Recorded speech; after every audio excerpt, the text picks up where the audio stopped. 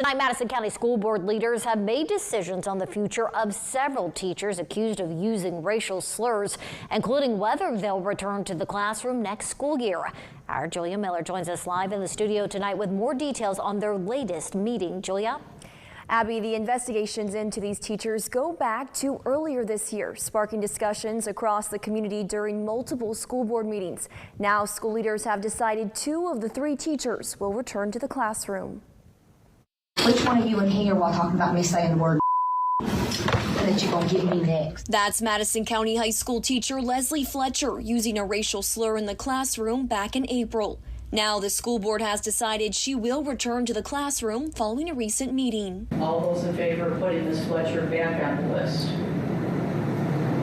The school board voted 3-2 to place Fletcher back on the instructional list, which comes with teaching duties for the new school year.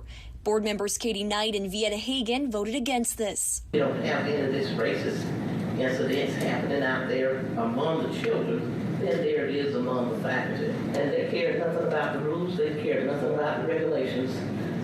All they wanted to do was do what they wanted to do. Ms. Fletcher made a mistake when she said a word. She didn't call anybody that night. She asked a question. I spoke with former student Destiny Jones, who took the video in the classroom. She had this to say about the decision. I hope she do apologize, because she never apologized at all. But I hope she do, and I hope she just makes her students feel comfortable in that classroom, especially her Black students. Another teacher discussed during the meeting was Zachary Peterson, who's accused of using a racial slur during a parent-teacher conference. The school board voted 3-2 to keep him off the instructional list, meaning he will not return to the classroom. Remind me, he stated that the previous principal had given him permission, and if I'm correct, the previous principal did not. That is correct.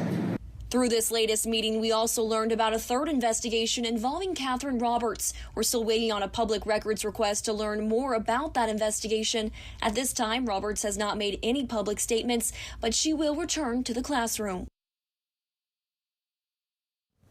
I reached out to school board members today for a comment on these decisions, but they declined to make any additional statements. For now, reporting in studio, Julia Miller, WCTV Eyewitness News. All right, thank you so much for that report tonight, Julia.